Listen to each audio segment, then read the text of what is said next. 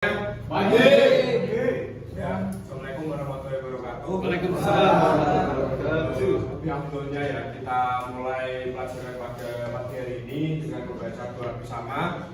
Marilah kita berdoa bersama dengan agama dan kepercayaan masing-masing. Berdoa mulai. Amin. Berdoa selesai.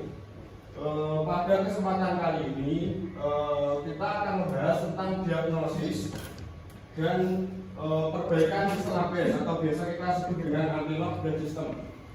Sebelumnya pasti sudah mendapat tentang mata pelajaran atau materi tentang pengertian dan perawatan sistem ABS ya, benar ya?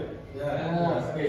Ini ada gambar dari cara kerja dan bagaimana bekerjanya dari sistem ABS. Mungkin ada yang bisa menjelaskan tentang fungsi ABS itu apa? Monggo dari satu. Halo.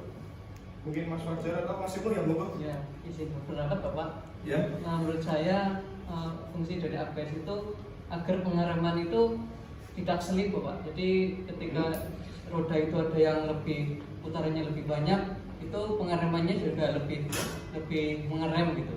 Oke. Jawaban yang luar biasa untuk Mas Ibnu, monggo. Aplaus untuk Mas Ibnu. Ya. Bisa kita pahami kalau sistem ABS itu untuk bagaimana cara kita mencegah adanya anti-lock atau terjadinya ban yang pas direm mendadak itu langsung berhenti mendadak dan juga terjadi slip saat di jalan gitu.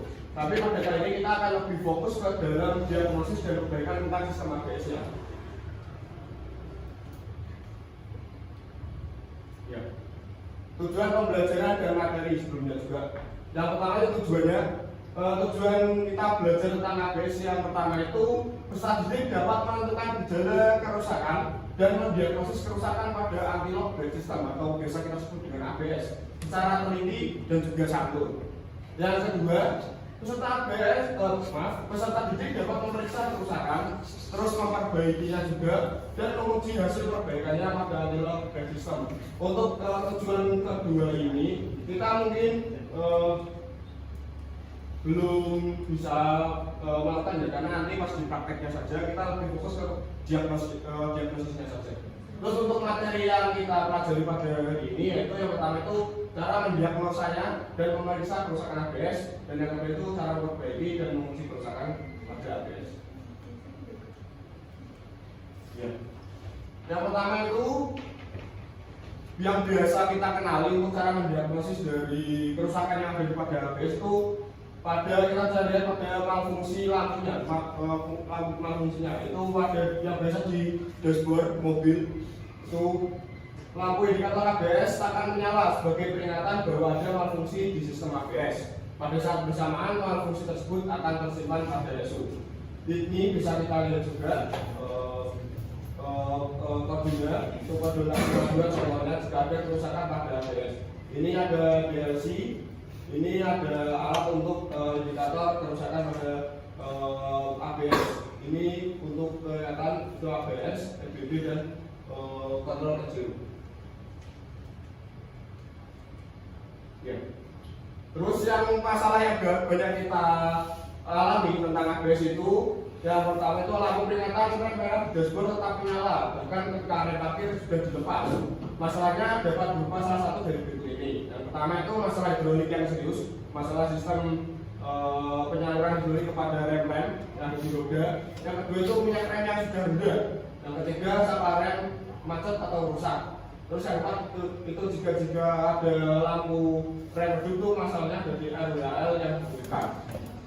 Ditemukan bahwa lampu rem yang sudah redup menunjukkan bahwa masalah terdeteksi. Langkah pertama adalah mendiagnosis masalah lampu dashboard yang menyala dan memeriksa kode masalah yang tersimpan. Biasanya teknisi itu menggunakan jumper antara terminal A dan B pada DLC. Bisa juga antara terminal 4 dan 13 sesuai dengan mobil yang kita periksa. Karena setiap mobil yang diperiksa itu DLC-nya juga berbeda-beda. Seperti itu. Terus yang selanjutnya itu tentang bagaimana caranya kita diagnosis pada sensor kecepatan roda. Yang pertama itu kesalahan pada sensor kecepatan roda atau WSS ya, yang kita sebut seperti itu adalah masalah ABS yang umum. Tes cepat dan mudah yang bekerja pada sebagian besar sistem ABS dan mungkin yang lain juga, melibatkan langkah-langkah berikut. Satu, angkat kendaraan dengan aman. Biasanya kita bisa ditarik lift atau bisa didongkrak. Yang kedua, hidupkan kunci kotak dengan kondisi mesin mati. Yang ketiga, putar ban dengan tangan secepat mungkin. Kita biasanya ini pengecekannya per ban ya, bukan semuanya. Kita pengecekan satu persatu di sensornya. Yang keempat, lampu peringatan kuning ABS harus menyala, menunjukkan bahwa kecepatan terdeteksi oleh sensor, tapi tidak oleh semua sensor kecepatan roda. Yang kelima, matikan kunci kotak untuk mereset peringatan lampu ABS yang kena pelamitas pada masing-masing roda yang tersisa. Jika ada roda yang gagal menyalakan lampu ABS, periksa dengan hati-hati sensor kecepatan roda untuk ketahanan yang tepat dan ring serta kabelnya. Jika lampu ABS menyala sepanjang waktu dan tidak mereset saat kunci kotak dibalikan, masalahnya bukan disebabkan oleh sensor kecepatan roda. Berarti kita bisa mengecek dengan diagnosis yang lain. Nah, ini yang saya bilang tadi untuk alat scan tool kabelnya untuk dipasangkan di JLC atau data link connector. Alat ini adalah metode yang disarankan untuk digunakan untuk melatih sistem di data link connector. Nah, ini setiap mobilnya itu bentuknya beda-beda, jadi kita harus mempersiapkan alat yang sesuai dengan mobil yang kita periksa atau kita diagnosis seperti itu. Terus yang pertama, bagaimana cara kita mengecek di DLC ya? Yang pertama itu menggunakan kabel jumper, ini yang biru ini. Ya, ini yang biru. Ini kabel jumpernya atau biasa kita sebut di itu SST. Di terminal 4 dengan terminal 13, ini ada terminal 4 dan terminal 13. Pada DLC yang biasa terletak di bawah dashboard mobil ini. Jika di website ini ada di bawah dashboard mobil posisi. Terus itu habis itu kita putar kunci kotak ke on atau biasa kita ID ya. Terus yang ketiga, jika tidak ada kerusakan, lampu ABS akan berkedip dengan interval 0,25 detik. Ini contohnya interval ABS lampu yang bisa kita lihat kalau jika ada keadaan yang normal. Ini bisa biasa dilihat juga di meteran mobil. Yang keempat itu jika terjadi kerusakan, lampu ABS akan berdiri dengan pola tertentu. Jika ada jika berkedip dengan pola tertentu, kita bisa melakukan hal ini. Yang pertama itu menggunakan kabel jumper dengan menghubungkan terminal 4 dengan terminal 13 seperti yang tadi. Terus putar ke on. Maaf ini ada tipe ya. Hapus DTC yang tersimpan dengan menekan pedal rem 8 kali. Ini ada ilustrasi ke animasinya bagaimana cara kita menekan pedal rem secara 8 kali. Terus dalam waktu 5 detik kita harus menekannya secara cepat karena biar nanti bisa menghapus DTC-nya. Yang keempat, periksa kecepatan lampu ABS apakah sudah normal. Setelah kita melakukan dari 1 ke 3 ini, kita lihat lampu ABS itu sudah berdetik 0,25 detiknya apa belum. Kalau sudah berarti DTC-nya sudah dihapus DTC-nya. Terus 5, lepas kabel jumper. Yang 6, putar kakak ke off. Nah, ini ada tabel ini nanti bisa dicari di internet atau di buku-buku referensi yang lain untuk data-datanya ini, karena ini sangat banyak jika dijelaskan di kelas mungkin bakal lama juga. Dan ini juga bisa dipahami nanti pas praktek, biar nanti pas praktek juga tidak ada kesalahan saat mendeteksi atau mendiagnosa kerusakan pada ABS. Gitu ya.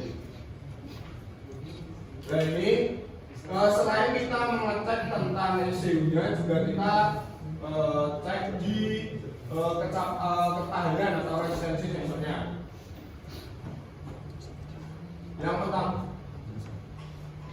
yang ini ada kita pakai multimeter. Ini ada sensor wheel speed sensor konektor atau sensor kecepatan roda. Dan ini kita cek dengan ketahanan ini. Yang biasanya itu spesifikasinya antara 1,2 hingga 1,6 kilo ohm.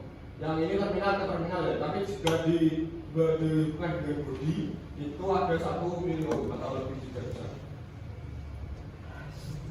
Nah, yang kedua itu bagaimana cara kita mengecek sensor roda itu ada juga kita mengecek dengan filler dip di celah antara sensor dengan ton ringnya. Ini ton ringnya yang nanti bisa mengecek tentang kecepatan rodanya. Gunakan filler dip kuningan atau plastik non magnetik untuk memeriksa celah sensor kecepatan roda. Ini seperti ilustrasi ini. Sebuah pengukur baja akan tertarik oleh magnet di sensor dan akan menghasilkan sumberkan pada ukur saat didirikan antara sensor dan cincin tonering ya. Ini cincin ada dalam bahasa Indonesia. Dan ini dapat diartikan sebagai bacaan clearance yang benar. Ini clearance itu berarti jarak atau space dari sensor ke tonringnya. Jadi bisa kita cek kalau nanti tidak sesuai dengan spesifikasi juga akan mengganggu kinerja dari ABS juga. Gitu. Selanjutnya yang itu pas pengecekan ini yang A selalu gunakan pengukur ketebalan non ferrous gorengan atau plastik saat mengukur celah antara cincin bodi dan sensor sepakan roda. Yang B, terkadang sebuah sensor dilengkapi dengan spacer kertas yang merupakan ketebalan yang tepat dari jari yang ditekan antara cincin bodi dan sensor. Jika dilengkapi sensor cukup dipasang dengan kertas yang menyentuh produk bodi. Secara tipikal berkisar dari ke dalam itu 0,5 hingga 1,3 mm. Jadi ada clearance antara ini itu spesifiknya 0,5 hingga 1,3 mm. Next. Lalu selanjutnya terkadang kita juga harus membandingkan masalah yang terjadi di kelistrikan di kendaraan jika ada yang terjadi hal yang aneh. Oke, mungkin itu yang bisa kita pelajari pada hari ini. Bisa kita simpulkan untuk pelajaran kali ini kita bisa memeriksa atau melihat proses di ABS itu dengan beberapa hal cara. Nanti juga ada jomsit ya atau modul yang nanti saya bagikan atau ketua kelas nanti bisa memfotokopi. Ini bisa nanti pas dibawa di praktek juga ada soal-soal evaluasi di sini nanti bisa dikerjakan di kelompok di pertemuan selanjutnya seperti itu. Oke. Mungkin itu saja yang bisa saya sampaikan. Terima kasih. Wassalamualaikum warahmatullahi wabarakatuh. Waalaikumsalam warahmatullahi wabarakatuh.